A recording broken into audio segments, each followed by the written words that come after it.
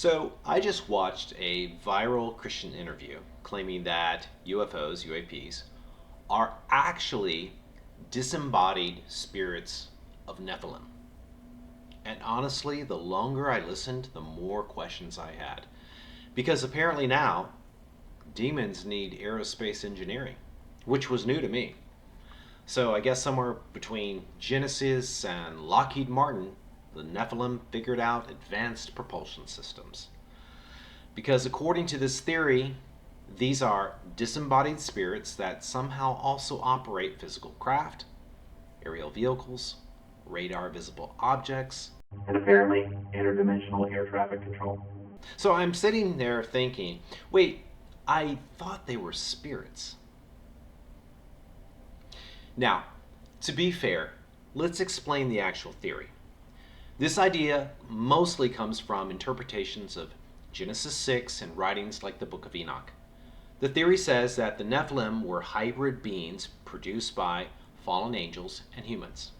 Then, after the Nephilim died, their spirits supposedly remained on earth as disembodied entities. And according to some traditions, those entities became what we now call demons. Okay, so that's the framework. But here's where things start getting a little weird. A disembodied spirit, by definition, is non-physical, meaning it shouldn't need transportation. It shouldn't need titanium alloys, anti-gravity propulsion, and ideally it shouldn't need to violate FAA regulations. Because listen, the moment someone says, these are disembodied spirits flying around in craft, I immediately have questions. Like, why would a spirit need a vehicle? Why not just appear instantly like spiritual beings do all throughout Scripture?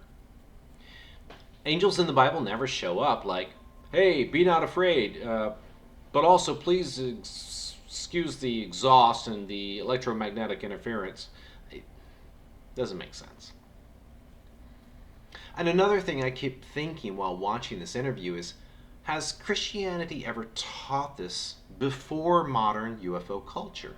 Like, did the early church fathers write, and lo, the demons traveled in metallic discs across the heavens? Did Augustine mention reverse engineered Nephilim technology?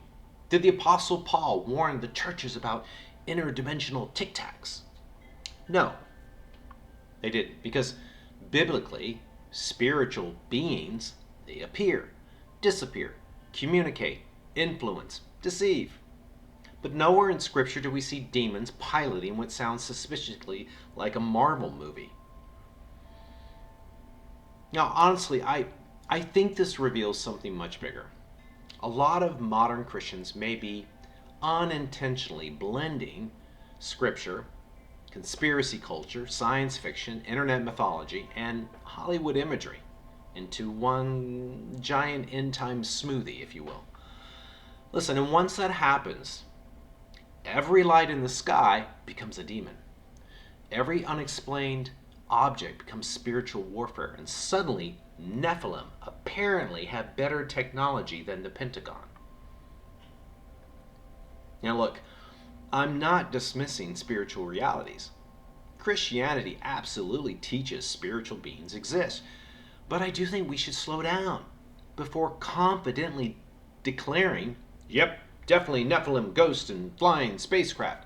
Because once your theology requires interdimensional aviation, spirit-operated machinery, and celestial engineering departments, maybe we should just acknowledge we drifted just a little outside the biblical text. So maybe the healthiest answer right now is, we don't know. Not every unknown phenomena needs an immediate theological label.